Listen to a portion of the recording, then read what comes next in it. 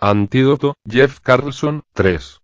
La plaga que compartían y le había proporcionado la capacidad de detectar las fracciones de caloría del calor residual que generaban los nanos constantemente al multiplicarse. Pero la vacuna siempre iba tras su antagonista. Siempre reaccionaba, y era más pequeña y más rápida, capaz de erradicar a su presa, pero solo tras la persecución.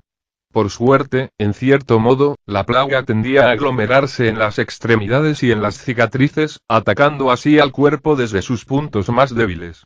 La vacuna se agrupaba del mismo modo, pero en más de una ocasión habían padecido molestias conforme la interminable batalla continuaba en su interior. En el caso de Ruth era en su brazo roto. El tejido hinchado y coagulado parecía actuar como una pantalla que atrapaba a los nanos en su muñeca y los retenía en la mano, mientras la devoraban poco a poco. Tenía pánico a quedarse manca. Se preocupaba por eso porque no quería pensar en algo peor, como una hemorragia, un derrame cerebral, un ataque al corazón, o incluso la muerte. Por un instante, miró a Cam temblando. Pero tras la luz blanca que llevaba en la mano no era más que una sombra distante y sin rostro.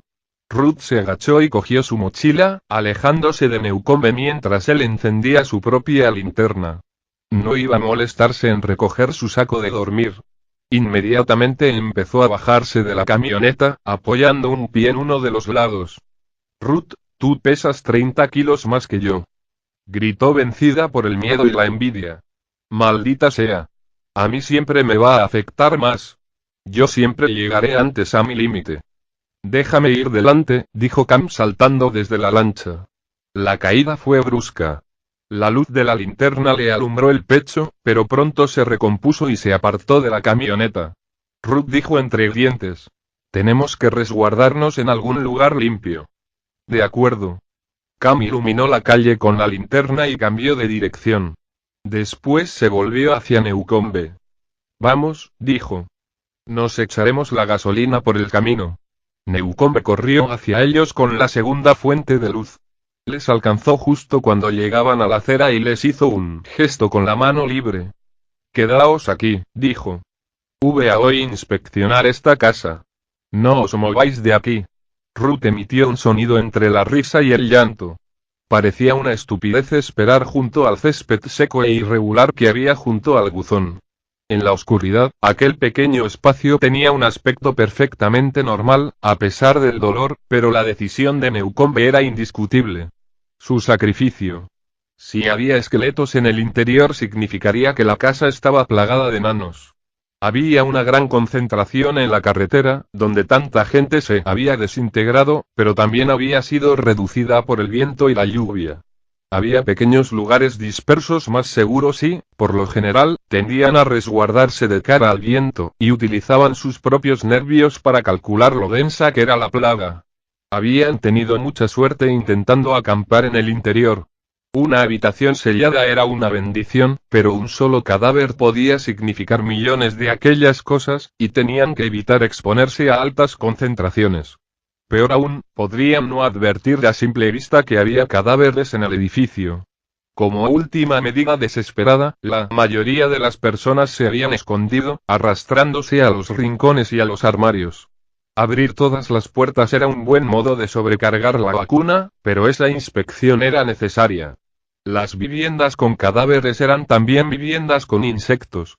O bien las hormigas habían entrado y habían establecido una colonia, o la podredumbre había convertido la casa en un paraíso para termitas y escarabajos. Encorvada sobre su brazo, Ruth observaba a Newcombe mientras se acercaba al edificio de 2 plantas. El joven enfocó la fachada con su linterna para comprobar que no había ninguna ventana rota. ¿Qué otra cosa podemos hacer, Ruth? ¿Qué podemos hacer? Dijo Cam. Nada. Esperar. Dios mío, pensó ella. ¿O lo había dicho también en voz alta? Aquí tienes otra máscara. Póntela sobre la que llevas. ¿Necesitas ayuda? Espera. Cam dejó su mochila y ajustó con cuidado la banda de tela por detrás de su capucha y sus gafas. Voy a inspeccionar la casa de Aloy lado por sí, huesos. Gritó Newcombe. Cam tiró de Ruth. Vamos, dijo. Vamos. Hablaban como si les rodease un ruido intenso y repetían las palabras para que quedasen claras. Ruth se dio cuenta de que estaban separados y se apresuró a ponerse junto a Cam mientras Newcombe corría tras ellos.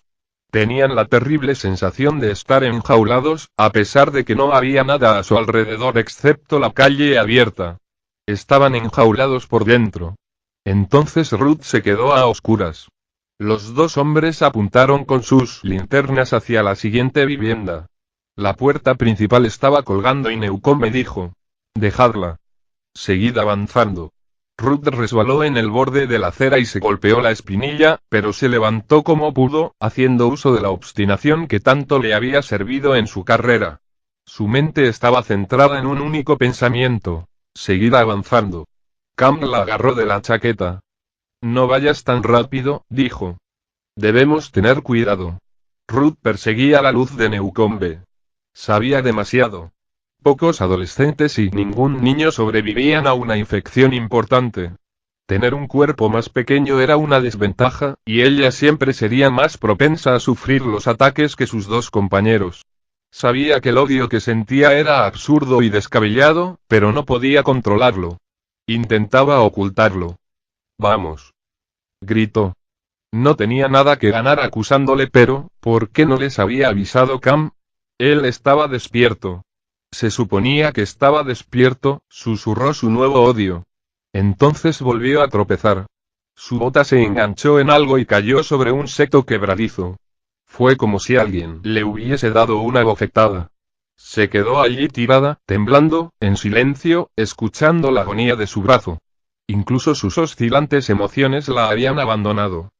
«Te he dicho que fueras más despacio». La linterna de Cam le recorrió el cuerpo. El rayo de luz estaba lleno de polvo flotante y Ruth vio un farol negro de jardín enredado en su pierna, con el cable arrancado. «Te podías haber roto la puta pierna», dijo Cam enfadado mientras se arrodillaba. Tiró del cable para liberarle pierna y, por primera vez, Ruth vio que tenía tics. Movía la cabeza una y otra vez para intentar frotarse la oreja con el hombro. Entonces escuchó un ruido sordo y miró a su alrededor. Newcombe se encontraba ante la puerta principal, apoyando el hombro contra ella. De repente, el marco cedió y entró de golpe. «Todo irá bien», dijo Cam, pero sus palabras no eran más que sonidos inútiles. Sonidos tranquilizadores. Ruth asintió. Él no tenía la culpa de lo que estaba pasando. Podría ser que simplemente la camioneta tuviese una concentración de nanos más elevada que la lancha, y Cam tenía su tamaño a su favor. Hacía tiempo, él también había sufrido daños considerables en pies y manos y casi le habían devorado la oreja. Era difícil que ellos notasen una infección antes que ella. Era solo que ella lo esperaba todo de él, por muy justo o injusto que fuera. «¿Puedes levantarte?», preguntó Cam mientras se agachaba a ayudarla. «Limpio. Creo que está limpio», chilló Newcombe desde dentro de la casa, y sus dos compañeros corrieron hacia la puerta con el felpudo de bienvenidos todavía en su lugar. La entrada tenía el suelo de madera oscura. Ruth vislumbró el amplio comedor. Newcombe estaba junto a las escaleras que ascendían al segundo piso y les hizo un gesto con la mano. «Por aquí», les indicó. La linterna alumbró una serie de pequeños retratos enmarcados. Una familia. Rostros. Ruth obligó a sus piernas a arrastrarla. De repente se golpeó contra la pared y tiró al suelo dos de las fotografías. Cam pisó una e hizo añicos el cristal. Una vez arriba, Newcombe se dirigió hacia la izquierda, al cuarto de un niño. Las paredes eran azules y de ellas colgaban dos pósters de futbolistas en blanco y negro. La luz de las linternas iba recorriéndolo todo. Cam cerró la puerta. Newcombe se inclinó sobre la pequeña cama y tiró de las mantas. Después se arrodilló ante la puerta y tapó con ellas el hueco que había entre esta y el suelo. «La ventana», dijo Ruth. Cam abrió los cajones de la cómoda y los tiró al suelo. Cogió dos montones de ropa y cubrió la repisa de la ventana lo mejor que pudo con las camisas y la ropa interior. Los tres respiraban con dificultad. «¿Mejor?», preguntó. Ruth negó y asintió con la cabeza confundida por el dolor. «Es todo lo que podemos hacer», respondió. «Empeorará. A salvo en aquel dormitorio, su vacuna solo tenía que actuar contra la plaga que ya infectaba su sangre, las partículas que transportaban en la ropa y el movimiento. No obstante, al correr y sudar habían acelerado la absorción. Ruth empezó a llorar. Ahora la plaga se cebaba también con su pie izquierdo y las heridas de la mano le ardían como lava, le consumían el hueso, y sentía calambres en todos los músculos. Sus manos formaban una garra paralizada. En la penumbra, la habitación destrozada encajaba perfectamente con sus pensamientos. Un caos incoherente plagado de organismos agitados. Su claustrofobia la invadió como un cáncer, entumeció su inteligencia y dejó paso únicamente a un terror y un remordimiento infantil. Cam lo soportaba en silencio, pero Newcombe golpeó la pared con la mano. No, susurró Ruth. No. Por fin, el escozor pasó a convertirse en un dolor más normal. Todo había acabado. Se quitaron las máscaras y las gafas protectoras y se deleitaron con el aire viciado. Ruth evitaba sus miradas, se sentía demasiado vulnerable, avergonzada. Estaba agradecida, pero al mismo tiempo repugnada. Cam se había convertido en un monstruo a causa de sus viejas heridas. Su oscura piel latina había sufrido decenas de erupciones, casi siempre en los mismos puntos, lo que le había dejado terribles protuberancias en una de las mejillas e irregularidades en el mentón. Lo peor eran sus manos. Estaban cubiertas de cicatrices y marcas de ampollas, y en la derecha solo podía usar 2 dedos y el pulgar. El meñique no era más que un gancho débil y retorcido de tejido muerto prácticamente devorado hasta el hueso. Ruth Goldman no era especialmente religiosa. Durante la mayor parte de su vida adulta, el trabajo le ocupaba demasiado tiempo como para preocuparse por Hanukkah o por Pascua, a menos que fuese a visitar a su madre, pero ahora sus emociones rayaban lo místico. Demasiado fervientes y complejas para comprenderlas todas a la vez. Prefería morir antes que sufrir lo que él había sufrido, pero al mismo tiempo quería ser como él, poseer su calma y su fuerza. Cam sacó la poca agua que les quedaba, unas lonchas de cecina salpimentada y unas galletas. El estómago de Ruth era una bola de ácido, pero él la obligó a comer, lo cual ayudó un poco. También tenía una botella de ibuprofeno que repartió en 4 dosis para cada uno, una pequeña sobredosis. Después intentaron relajarse de nuevo, estaban más que agotados. Cam y Newcombe le cedieron a ella la camita y despejaron el suelo para tumbarse, pero Ruth ya no volvió a dormirse aquella noche. La habitación parecía más grande con el gris amarillento del amanecer y conservaba un aspecto ordenado por encima del suelo. Los pósters, los robots de juguete y los libros en las estanterías. Ruth intentó que no le afectase, pero estaba muy cansada. Estaba dolorida. Y lloró por aquel niño anónimo y todo lo que él representaba, y en aquel lamento se escondía una fría y persistente ira. Estaba lista para seguir adelante. Sabía que valía la pena. Por muy dura que se hubiese vuelto la vida en las montañas, no había excusa para las decisiones que había tomado el gobierno de Leadville. Si ellos ganaban, si dejaban que la mayor parte de los supervivientes del mundo, que se encontraban por encima de la barrera muriesen, sería en muchos sentidos un crimen peor aún que la plaga en sí. Lo que aquel lugar y todos los demás cementerios como él merecían era vida nueva. Una limpieza. Las ruinas que no pudiesen repararse deberían demolerse. Las zonas menos afectadas deberían repoblarse. Había ciudades desoladas por todo el planeta, muchas más de las que se podría reclamar durante generaciones. Ellos lo habían olvidado. Los líderes estaban demasiado aislados, atrapados en su fortaleza. Ruth se obligó a comer con estos pensamientos desalentadores a pesar de que tenía un nudo en el estómago. El desayuno eran unas cuantas latas de ternera con patatas y una salsa fría y pegajosa. Cam comía como si le doliese, y Ruth quería decir algo, pero no sabían muy bien qué. Sus papilas gustativas reaccionaron al fresco olor a gasolina. Le daba dolor de cabeza, pero al menos mitigaba el hedor de la esquina del armario que habían utilizado como retrete. Déjame ver el mapa otra vez, pidió. Newcombe dejó su lata y se desabrochó el bolsillo de la chaqueta. Siempre lo doblaba y se lo guardaba por si tenían que salir corriendo. Es otra manera más de tenerlo todo controlado, pensó Ruth mientras observaba su rostro alargado de nariz aguileña, sus cejas rubias y su barba de 3 días. Newcombe tenía un aspecto joven incluso bajo las mordeduras de las hormigas, la suciedad y las marcas rojas que le dejaban las gafas protectoras y la máscara. No le gustaba su silencio. Newcombe estaba impaciente y empezó a desplegar el mapa cuando aún tenía una esquina metida en el bolsillo.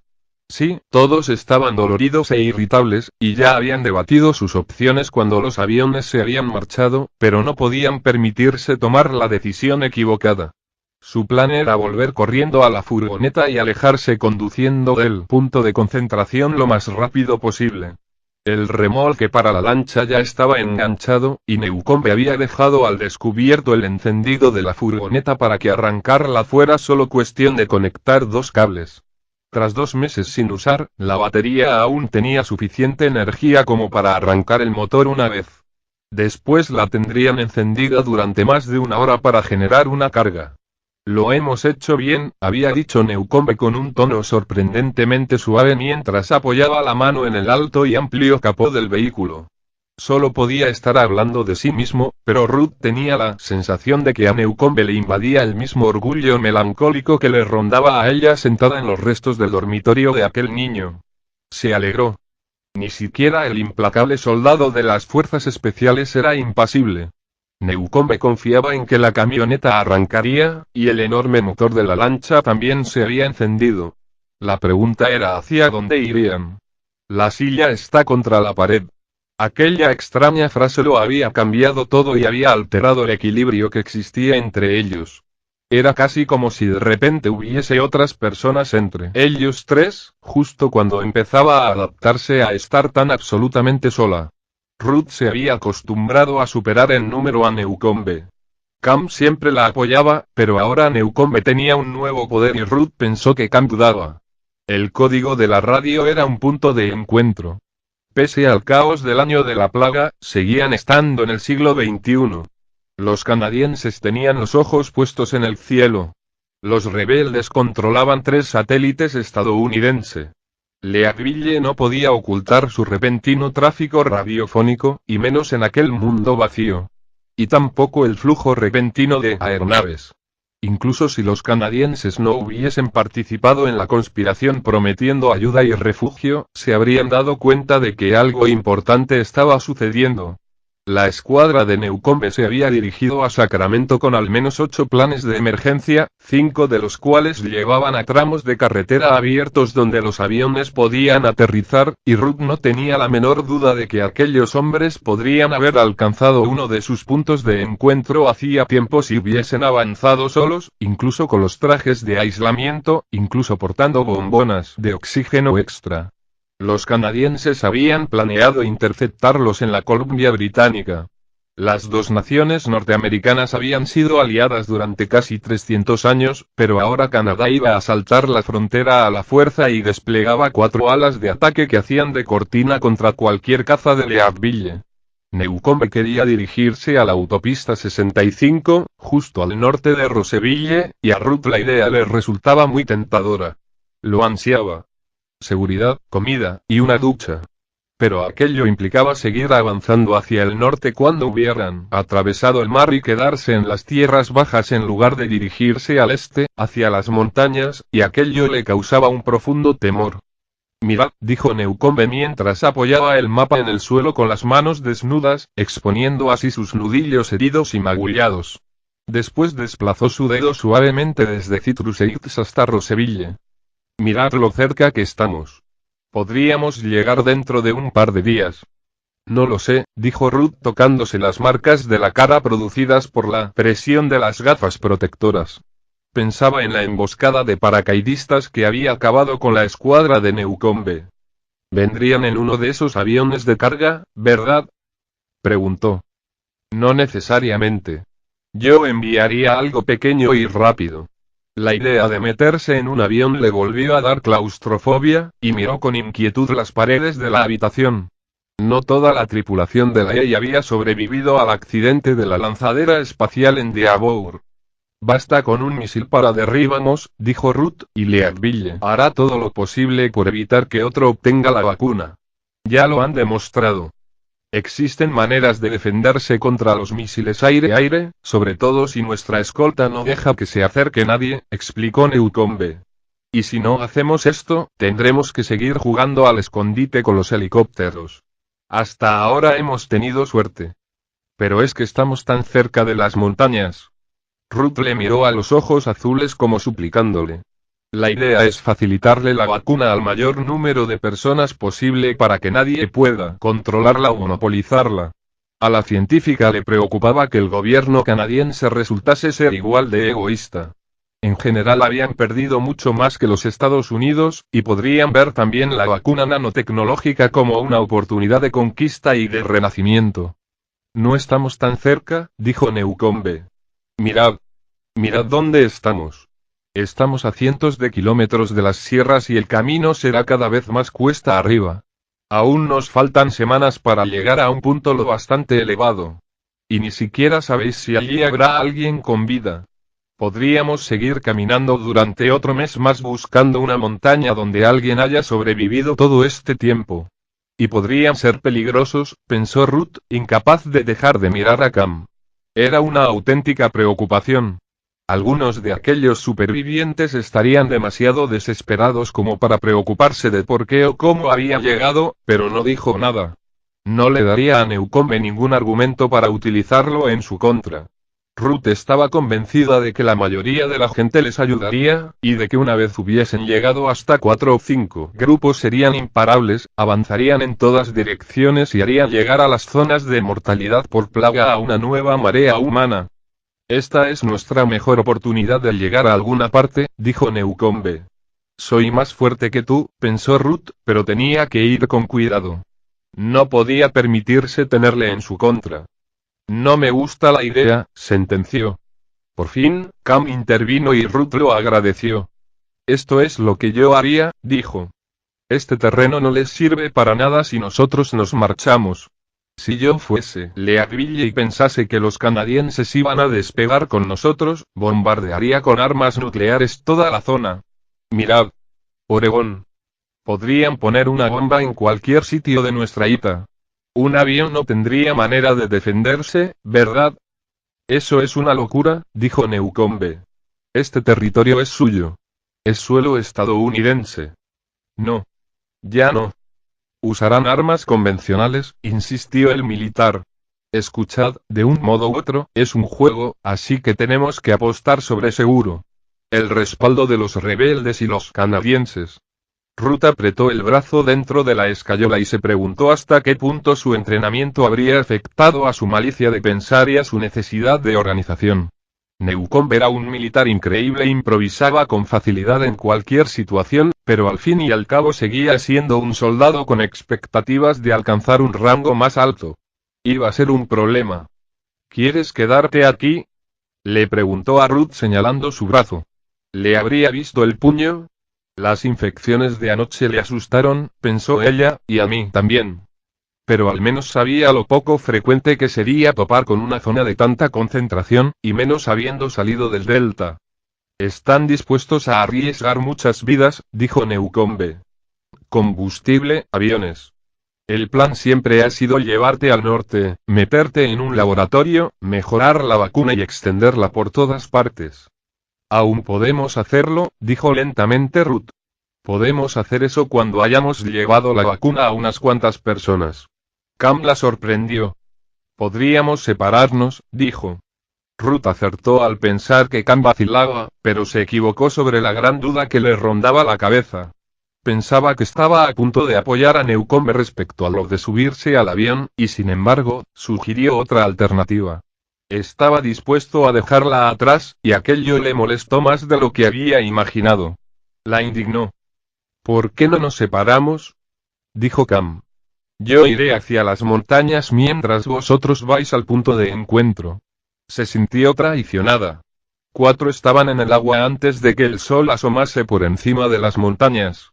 Con la práctica que habían adquirido vaciaron la casa en 5 minutos. Encontraron un pack de agua embotellada en la cocina y una considerable cantidad de desinfectante, gasas, esparadrapo y perfume en los cuartos de baño. Después corrieron hacia la camioneta. Newcombe arrancó con facilidad mientras Cam y Ruth subían a la lancha. Todo parecía ir bien, pero Cam advirtió que estaban más callados que de costumbre. Sabía que había asustado a Ruth. Bueno, tenía que entenderlo. Él no era su perrito y no iba a decir siempre que sí a todo. A pesar de ello, se encontró a sí mismo buscando su mirada mientras Newcombe les alejaba de la casa. Ella le rehuía. Protegida bajo las gafas y la máscara, Ruth se sujetaba con fuerza al asiento. Estaba prácticamente sentada de lado porque solo podía agarrarse con un brazo. La lancha era una champión de casi 7 metros, ligera como una flecha y casi igual de estrecha. Con un casco de menos de 1 metro de profundidad, parecía más bien una embarcación de pesca de poco calado. Solo tenía 2 asientos en la cubierta plana. La champión estaba pensada para transportar a los pescadores de un buen sitio de pesca a otro más rápido, lo cual era perfecto. Cam pensó que incluso el eje del motor no se sumergiría mucho más de medio metro en el agua, lo que podría ser crucial entre las ruinas. Newcombe condujo hasta la orilla más despacio de lo que Cam esperaba. Deberían de haber vuelto al punto de concentración en cuanto abandonaron la casa, pero la calle apenas presentaba pendientes, el nivel de agua había subido y bajado varias veces, y los 27 metros de suciedad y de basura que había ido dejando a su paso ahora formaban líneas y dunas. «Sujetaos», gritó Newcombe. Pasaron aplastando espuma de poliestireno y plástico, la pantalla de una lámpara, latas de refrescos vacías, ropa húmeda pestilente y papel. Un sinfín de trozos de papel. Por delante de ellos, la superficie de aquel mar poco profundo estaba llena de basura flotante que se acumulaba entre las casas, por todas partes. Newcombe pretendía meterse en él con el vehículo. Era una furgoneta enorme, y pensó que avanzaría lo bastante para llegar a un punto en que el agua cubriese lo suficiente como para soltar la lancha del remolque. No quería arriesgarse a quedarse enganchado con algo al dar marcha atrás con la lancha como se hacía normalmente. La furgoneta entró en el agua y se abrió paso a través de los escombros. Entonces chocaron con algo grande. Uno de los laterales del remolque se elevó. La lancha se deslizó en dirección contraria y estuvo a punto de soltarse.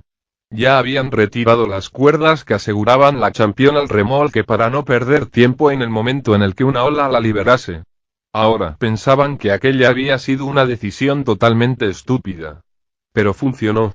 Newcombe continuó al volante y el remolque se elevó aún más. El motor resoplaba. La champión resbaló y se desplazó algunos metros. La superficie que rodeaba de la lancha estaba atestada de leña carbonizada y mojada. Newcombe ahogó el motor. Entonces salió de la furgoneta y subió a la lancha con cuidado, sucio y mojado. Los otros dos seguían secos. Cam le ayudó a subir y dijo: «Bien hecho, tío. Buen trabajo». «Ha resbalado un poco», respondió Newcombe. Y aquello fue todo lo que dijo. No obstante, Cam sintió que aún había posibilidades de arreglar las cosas entre ellos en lugar de dejar que la desconfianza de la científica continuase separándoles. Podía empezar de cero. Pero él no estaba allí por Newcombe. Se giró a mirar a Ruth y después desvió la mirada hacia el mar abarrotado. En aquel momento lo que más deseaba en el mundo era hablar con ella a solas. No quería pelear. Cada minuto que pasaban en aquel lugar era ya lo bastante difícil como para perderla a ella. El motor resonaba de manera extraña. El sonido rebotaba en todas las fachadas y escapaba por todos los huecos. Entraba y salía a través de las ventanas rotas y las puertas abiertas mientras avanzaban por las calles residenciales. Newcombe mantuvo el motor Mercury de 260 caballos a la velocidad mínima. La champión no bajaba de los 8 km por hora y se deslizaba sin esfuerzo. Chocaban y rebotaban con demasiada frecuencia en puntos estrechos. La hélice seccionó el capó de un coche hundido y reventó una de las ventanillas, lo que formó un remolino de burbujas y cristales. En varias ocasiones pasaron rozando setos secos, leña y basura que flotaba a la deriva. Las ruinas formaban un auténtico laberinto. Cam lo hacía lo mejor que podía. Siempre miraba al este en busca de una salida. En ocasiones aquello resultaba fácil. La riada se había producido desde aquella dirección y había derribado vallas e invadido jardines, dejando a su paso hileras de escombros y de barro a sotavento, al oeste. Las calles en dirección este estaban en su mayoría despejadas. Tenían que saber si podían ir río arriba, incluso si aquello provocaba otra discusión. Newcombe debía de haberse dado cuenta de lo que pretendía Cam, pero ninguno de ellos tenía ningún interés en ir hacia el oeste, y los dos trabajaban bien juntos. En un momento dado colaboraron para pasar junto a una maraña de cables de tendido eléctrico. En otra ocasión hicieron turnos para asomarse por la borda para apartar una enorme placa de aluminio. Seguía habiendo pequeñas cosas extrañas flotando en los pasillos más estancados, una granja de juguete, zapatos, una fiambrera perfectamente cerrada llena de moho. El sol iluminaba con hectáreas de luz clara el mar sucio. Destellaba en las zonas en las que se concentraban productos químicos. Relucía en los cristales y la chatarra y se reflejaba en cada uno de los arañazos del cristal de las gafas de Cam, lo que le obligaba a girarse, y creaba formas que en realidad no estaban. Una y otra vez atravesaban finas redes, cientos de hebras tejidas por miles de arañas.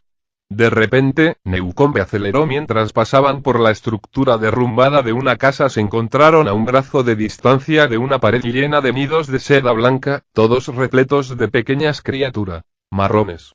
El agua no solo protegía a las arañas de las hormigas, también mantenía la zona a una temperatura lo bastante fresca como para que no se viesen afectadas por la plaga ni siquiera en verano, y Cam volvió a maravillarse ante el nicho evolutivo que tenían ante sus ojos.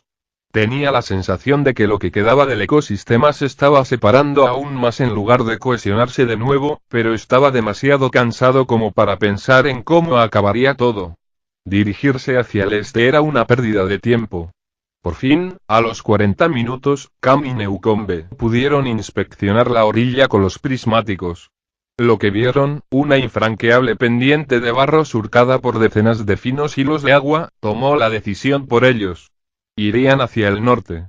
Una hora más tarde, Newcombe buscó un lugar para atracar la Champion. Se apresuraron hacia un pantano estrecho bajo una enorme intersección de carretera donde esconderían la lancha. Newcombe preparó la funda del motor y Cam le ayudó a verter más de 30 cantimploras de agua sobre él para enfriarlo. Sería una imprudencia dejar una huella de calor reciente en la orilla que indicase a sus enemigos el camino que habían seguido. Cam calculó que habían avanzado poco menos del doble de la distancia que habrían recorrido a pie, pero esa era también la idea, dejar que Ruth descansase todo lo posible. Incluso se había tumbado un rato sobre el cabo enroscado en la proa de la cubierta, totalmente apartada. Tenían que hablar sobre lo que ella quería que él hiciera. Podrían haber tenido la oportunidad de hacerlo. En cuanto pasaron una valla y volvieron a la interestatal, Newcombe se detuvo, se arrodilló y miró el reloj. Reorganizó su mochila rápidamente. La parte exterior presentaba unos bolsillos de red en los que guardaba una de sus pequeñas radios, los prismáticos y un bote de gasolina. Ahora había sacado la radio y los prismáticos y había metido tarros de jarabe de arce. Se preparaba para irse solo a poner más trampas de comida. Cam le detuvo. Espera. Os alcanzaré. No es eso lo que me preocupa, explicó Cam, consciente de que Ruth les estaba observando. Su postura había cambiado en cuanto quedó claro lo que, antídoto, Jeff Carlson, 4. Newcombe estaba haciendo, estaba algo más erguida, pero ahora, la encorvadura de la preocupación y la tensión había vuelto a cargarle los hombros. Cam se sentía mal. Quería tranquilizarla, pero aquello era más importante. No podemos colocar señuelos a este lado del agua, dijo. Al menos no aún. Piénsalo. Al ponerlos todos en el centro, los enjambres no seguían ningún patrón. Pero si los de Leadville advierten que las mayores concentraciones se dirigen hacia el norte, sabrán que las estamos provocando nosotros. Newcombe le miró. De acuerdo. Vamos, le dijo Cam a Ruth tocándole con suavidad el brazo sano. Ella le observó la mano. Después le miró a la cara e intentó leer su mente. Él asintió.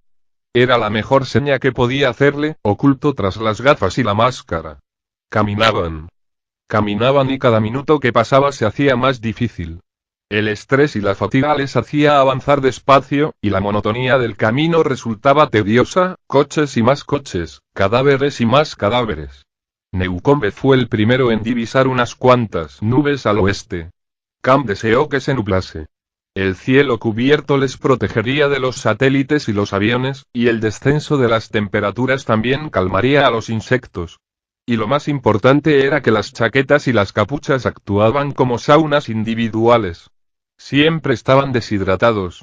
Era casi mediodía cuando se escondieron bajo tierra, mucho más tarde de lo que habían querido. Al menos habían encontrado un canal amplio y seco que se extendía bajo la carretera. 5 minutos después oyeron una explosión a lo lejos que parecía una bomba sónica. Por Dios, no, dijo Ruth levantando la cabeza del lugar donde se había acurrucado para dormir. ¿Crees que nos han descubierto? Le preguntó Cam a Newcombe. El soldado se encogió de hombros. En silencio, se asomaron al exterior. Cam obligó a Ruth a beber toda el agua que pudiera.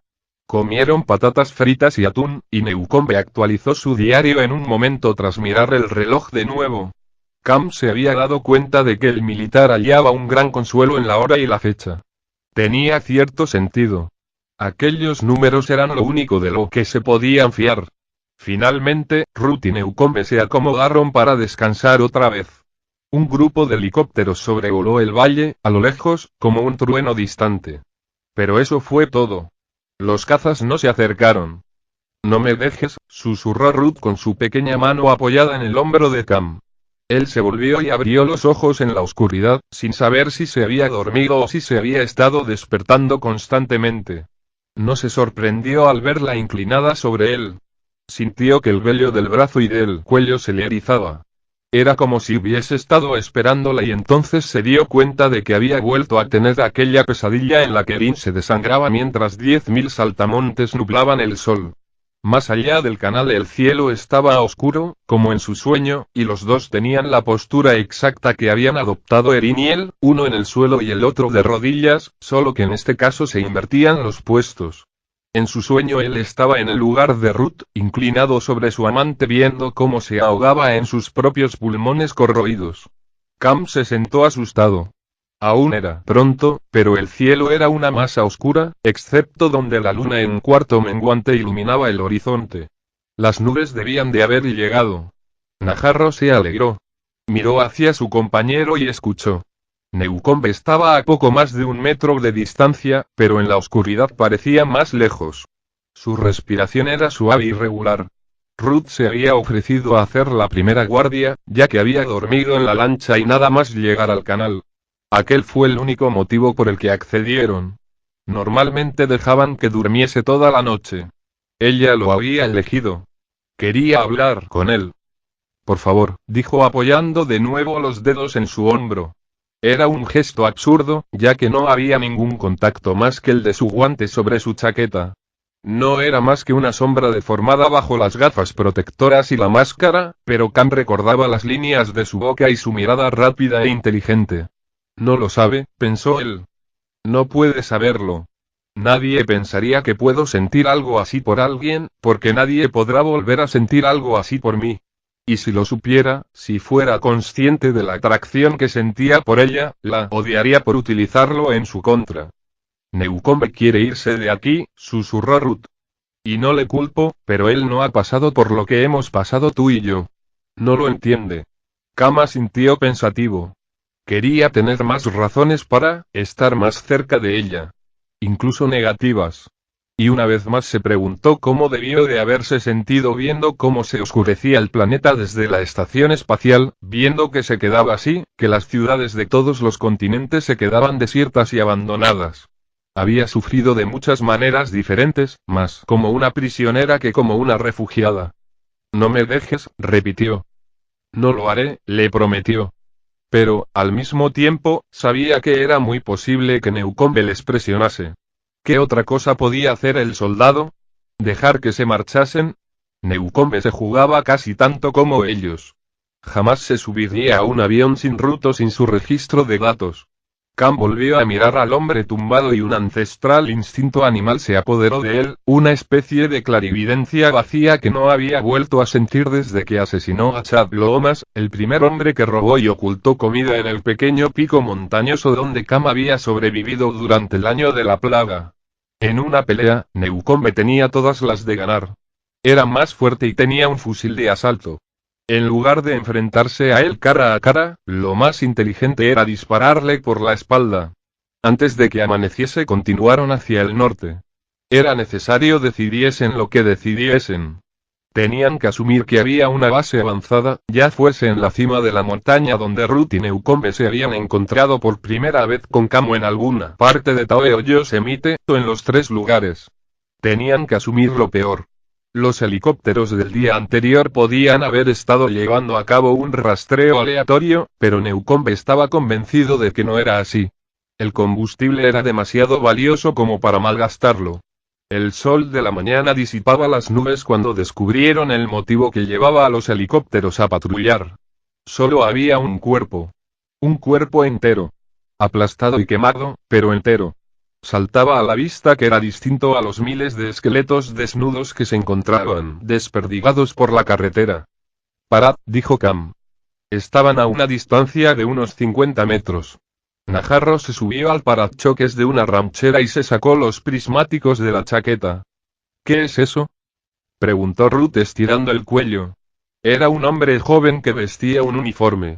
Estaba envuelto en su equipo y seguía atado al paracaídas. Un paracaídas rasgado. Su ropa y su piel estaban chamuscadas y parecía tener heridas de metralla. Era difícil saberlo con certeza porque los insectos ya le habían invadido y formaban una fantasmal neblina ondulante a su alrededor. Había caído hacia la muerte desde una gran altura. Parte de él se había desparramado y el resto solo se mantenía unido por el uniforme, los cinturones y la mochila. «Joder», musitó Newcombe. Cam ya estaba examinando el horizonte en busca del resto de la tripulación y del avión en sí. Esa fue la explosión que oímos antes de que los helicópteros viniesen a limpiarlo todo, pensó. Pero no vio nada. La aeronave podía haberse estrellado a kilómetros de allí, dependiendo de la altitud y la dirección que llevase cuando la alcanzó el misil. «¿Es un piloto?», preguntó Ruth. «Debe de pensar que se eyectó», advirtió Cam. Y se bajó del coche. Le pasó los prismáticos a Newcombe. «Es un paracaidista», dijo. «¿Qué te parece, Newcombe? Es canadiense. Pero no lleva traje de aislamiento», observó Ruth. «Es estadounidense». Newcombe reconoció algunas cosas de las prendas del hombre, aunque Cam no había visto ninguna insignia militar. «Seguramente fuera un rebelde», concluyó el militar. «Pero así no habría sobrevivido aquí abajo más de un par de horas», dijo Ruth, «tenía que saberlo». «Seguramente esperaba encontrarse con nosotros», dijo Cam. Ruth apartó la vista del muerto y les miró, pero Cam solo la veía por el rabillo del ojo. Mantuvo los ojos fijos en Newcombe, que hacía movimientos inquietos e imprecisos con los prismáticos. Pero Cam no los cogió y finalmente los dejó sobre el capó del vehículo. «La verdad es que hacer que venga más gente es una idea estupenda», dijo Cam. «Vienen en un avión lleno de sus mejores hombres, les inoculamos la vacuna y así ellos la extienden por todas partes». «¿Has estado hablando con ellos?», le preguntó Ruth a Newcombe. Newcombe guardaba las 3 radios. No pesaban mucho, pero ellos lo habían visto como otro gesto para ayudar al equipo. Pensaban que estaba compartiendo su fuerza. Ahora Cam sabía que la decisión del soldado había sido puramente egoísta. «Solo estará confirmando la recepción de los mensajes», dijo Cam. «Pulsando el botón de enviar de nuevo, como un código Morse, ¿verdad? Si emites demasiadas señales, Leadville podría detectarlas», continuó. Entonces se dio cuenta de algo más. «Por eso ayer querías alejarte de nosotros. Sabías que no debíamos poner más trampas de comida. Solo querías utilizar la radio sin que te viéramos». «Escuchad», dijo Newcombe estirando los brazos hacia los lados. Su postura era abierta y tranquila. «¿Qué más nos estás ocultando?», preguntó Ruth interponiéndose entre ellos. Cam se sintió orgulloso de ella, pero concentró su atención en las manos de Newcombe. «La lucha se ha intensificado», reconoció Newcombe. «Es una guerra absoluta. Tenemos que salir de aquí en cuanto tengamos la oportunidad». «Ese hombre», dijo Ruth. «¿Derribaron su avión?». «Los rebeldes y los canadienses están presionando a Leadville todo lo que pueden, es una ofensiva tras otra», explicó el joven. «Y está funcionando. Ahora mismo, la capital está centrando casi toda su atención en Colorado». «Pero ese hombre», dijo Ruth. El corazón de Cam se aceleró al pensar en lo que estaba por venir y su mente empezó a imaginar aviones y helicópteros atravesando la divisoria continental, desde la Columbia Británica hasta Colorado. Otros se dirigirían al oeste a través del cielo gris que tenían sobre sus cabezas, enfrentándose entre ellos sobre los desiertos de Utah y de Nevada. Incluso si alguien lograse alcanzarnos, dijo, ahora mismo sería una locura subirse a un avión. Es nuestra mejor opción, protestó Newcombe. No. Tú mismo lo has dicho, siguió Ruth. Leadville está distraída. Es nuestra oportunidad para avanzar hacia las montañas. Pero así no conseguirás nada, dijo Newcombe. Sigues siendo un blanco fácil. Tú lo eres. Tú. Cam advirtió que Newcombe ya se estaba alejando de ellos mentalmente. Debería decírselo. Vete tú. Ruth y él seguirían caminando mientras Newcombe iba a reunirse con ellos. Tal vez fuera lo mejor.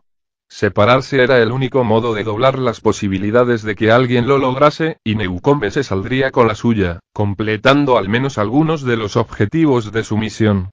Nuestra mayor prioridad es extender la vacuna, dijo Ruth con persistencia. Eso es lo primero. Por el amor de Dios, eso es justo lo que estoy intentando hacer, dijo Newcombe apartando la vista de Cam hacia su mochila. Estaba buscando el registro de datos. Márchate tú si quieres, dijo Cam rápidamente. Mi misión es garantizar vuestra seguridad, respondió Newcombe.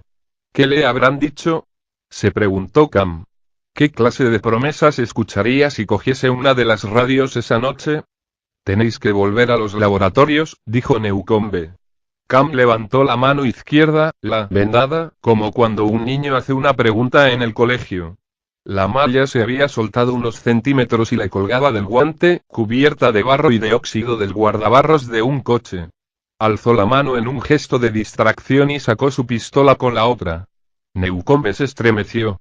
Estuvo a punto de agarrar su fusil, pero se detuvo con las palmas hacia adelante. Dame las radios, le ordenó Cam. 5. El comandante Hernández avanzaba con cuidado para evitar que el peso que llevaba sobre sus hombros le arrastrase colina abajo. Podría romperse un tobillo con facilidad, sobre todo con las piernas y el cuerpo atrapados en aquel equipo.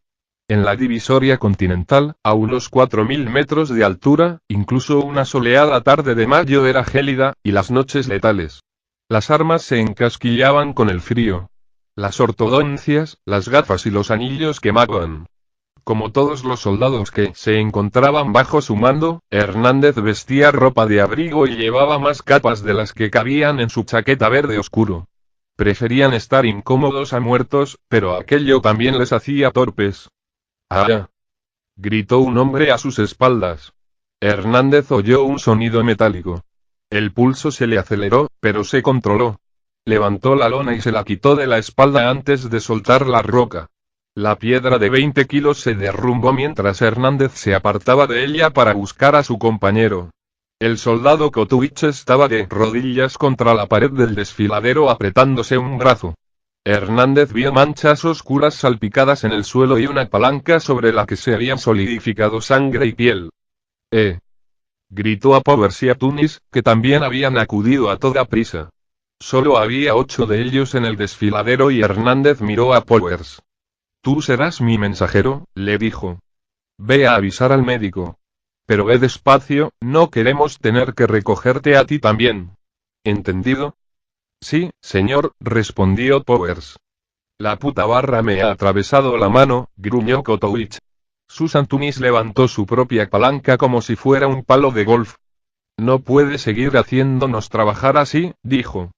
Su aliento salía en bocanadas cortas y pesadas y la barra de acero se mecía con su cuerpo. De rodillas junto a Kotowicz, Hernández alzó la vista sin moverse y le dijo. ¿Por qué no me ayudas? Deberíamos usar explosivos en lugar de cavar así. Exclamó Tunis. Hernández miró más allá para buscar ayuda, pero apenas conocía a aquellos soldados y ninguno de sus suboficiales estaba presente. Aquello era un desastre. Su cuadro de mando carecía de oficiales de rango. Solo se tenía a sí mismo, a 3 sargentos y a un cabo, y quería ascender de rango al menos a 6 de sus hombres, si lograba identificar a las personas adecuadas. No podía tolerar la insubordinación. Se puso en pie y miró a Tunis a los ojos. La cabeza erguida, Marine, dijo. La cara de la mujer palideció con la tensión. Ayúdame. El comandante intentó que no pareciese una orden. Si ella se negaba tendría que imponerse, de modo que intentaba distraerla. Entonces se despojó de su chaqueta y se quitó una de las camisas. Kotuich ya casi había dejado de sangrar, y alrededor del puño se le había formado una capa hielo vítrea y roja, pero era importante presionar. De no hacerlo, la hemorragia continuaría dentro del brazo. Hernández volvió a ponerse la chaqueta antes de palpar los dedos y la muñeca de Kotuich en busca de fracturas. No había ninguna, pero tenía la mano hecha un desastre. Cortó la camisa en 3 trozos con su navaja.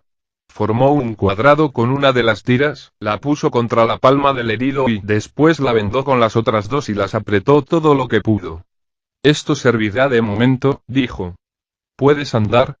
Te bajaremos a la ciudad. Sí, señor, dijo Kotuich apretando los dientes.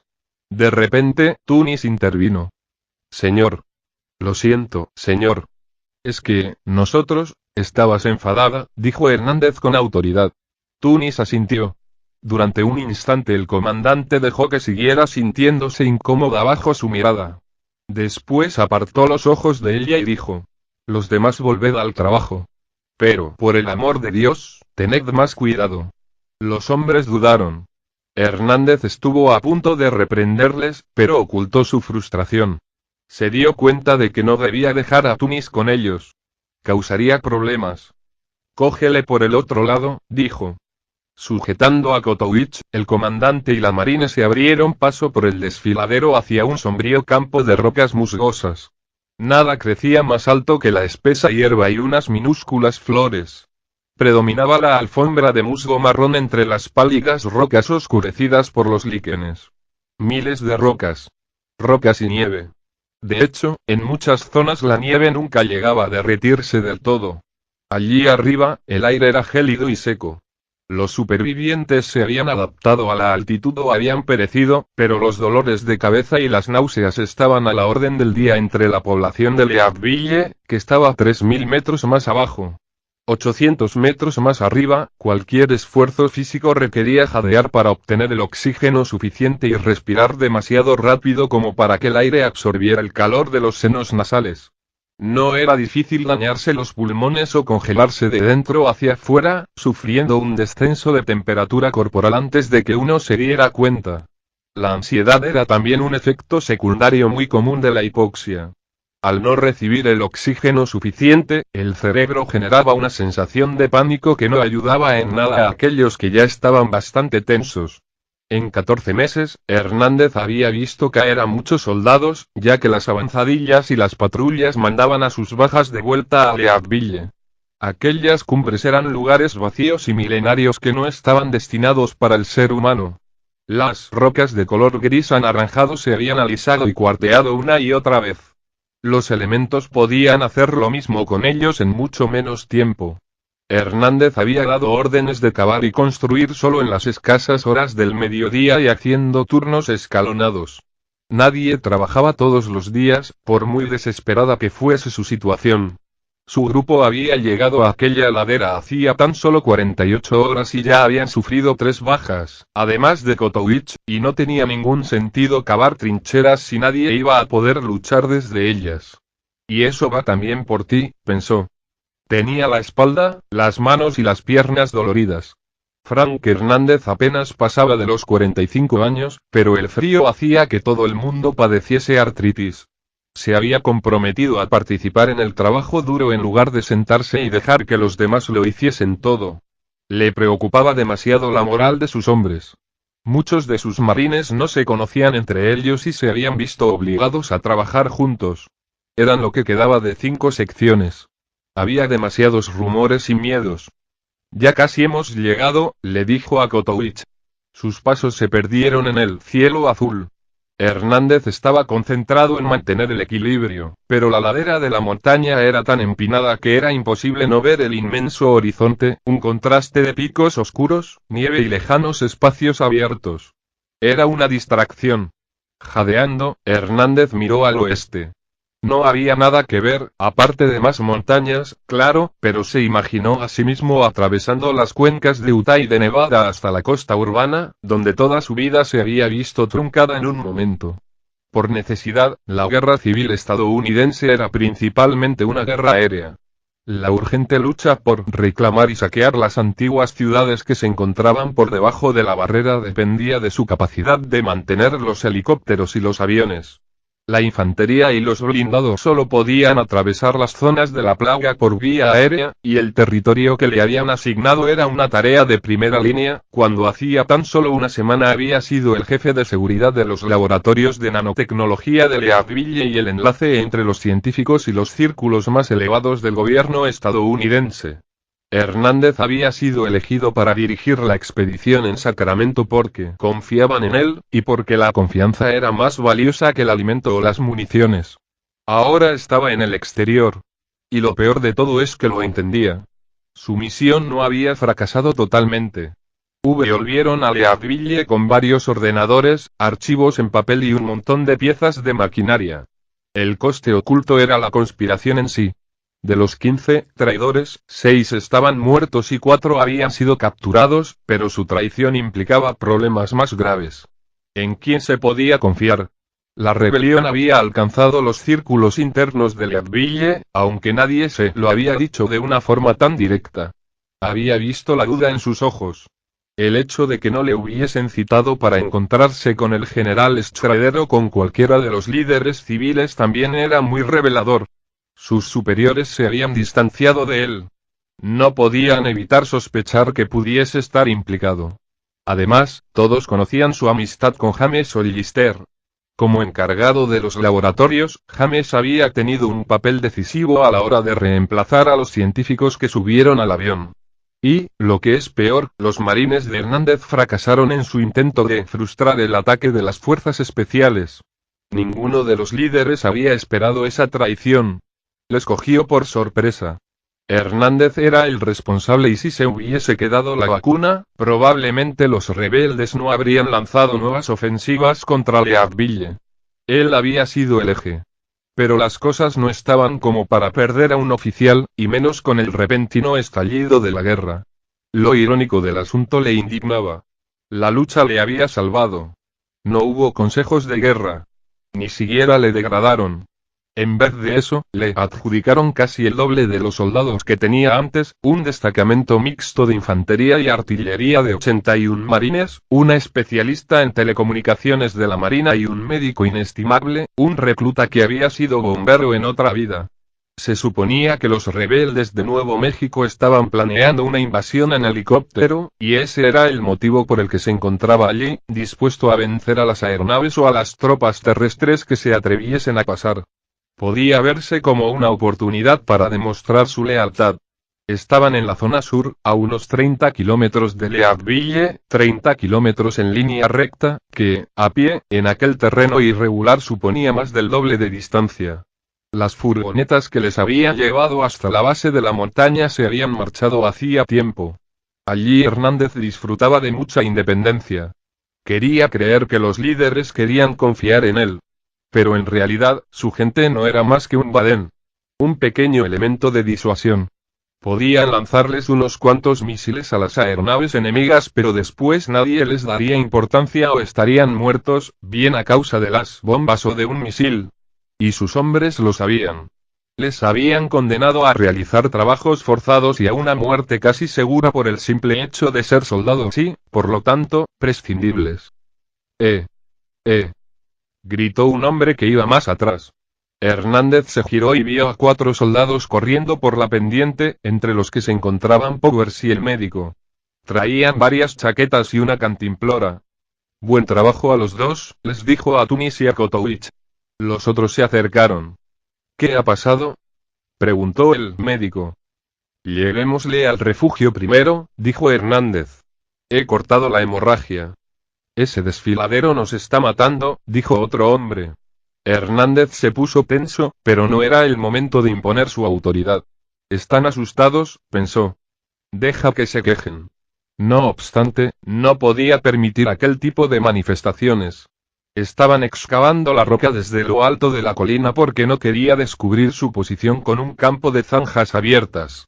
Requería un mayor esfuerzo, pero sus refugios armonizaban bastante bien con el entorno, montañas de granito sobre montañas de granito. Lo peor era la espera.